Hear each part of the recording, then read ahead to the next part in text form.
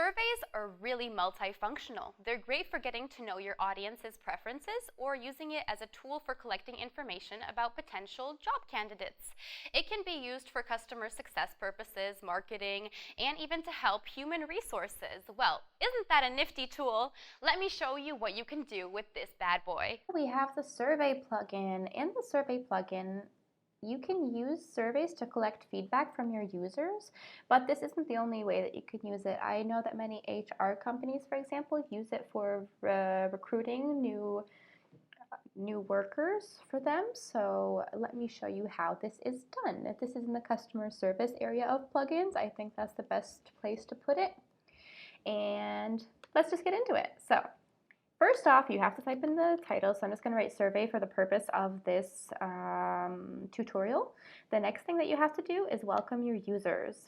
And of course, this could be written in a fun way, like, hey, I've got a great survey for you. We can send you this and this once you fill this out. Or we can tell you about a new job offer that we have once you fill this out. All that kind of stuff. So the question could be, would you like to take part in our survey? And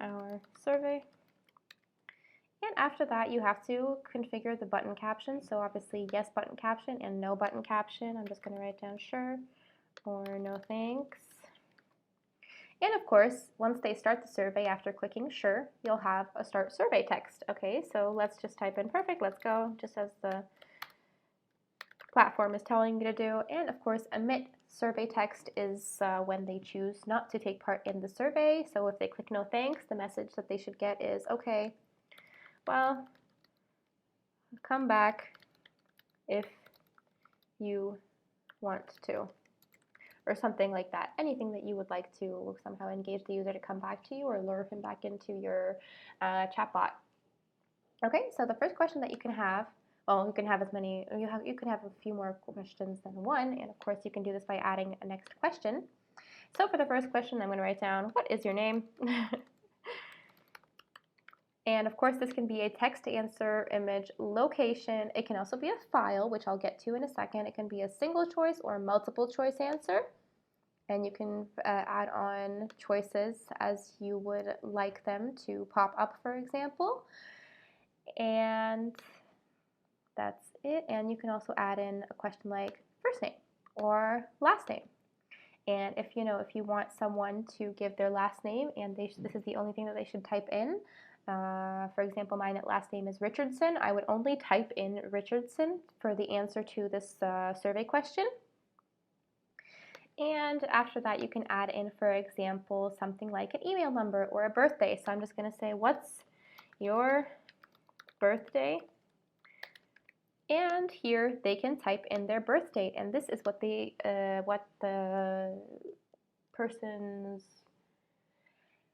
the user should type in at this time, so that the person that configured the chatbot would know what to expect. The third question, for example, I'm going to put in, can you send us a resume? And in this, or maybe not can you, because that would be send us a resume. And then you can add, as the expected answer type, a file, so PDF recommended, and this is where they could send in their resume. If this is, for example, for HR, it doesn't have to be, obviously, this can be about anything, but this is a pretty good use for it, so I'm just going to mention that. After that, you have to configure content sent to the user after the survey. So after the survey is over, you can say, thank you so much. We'll have a special offer coming to you soon. And for example, if someone left their email number or email name or phone number, then of course they can add this. Then the person that configured this survey can get in contact easier with that person that filled out the survey beforehand.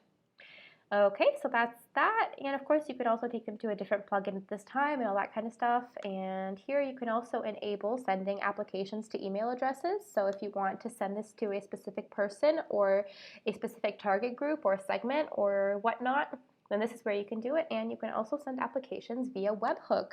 So after you have implemented your URL that handles post method, then you can test it, and after that you can type type in your name, your birthday, and send a resume. This is everything that you can do in this specific plugin. It's super easy to use and it's super easy to configure, and you have so many options. Even the fact that we also have webhook and you can send this through a URL is pretty amazing, and it makes life so much easier. Trust me, guys. So I hope you understood and liked this tutorial. If you liked it, then get to work. Okay, thank you very much. Happy chappetizing, guys.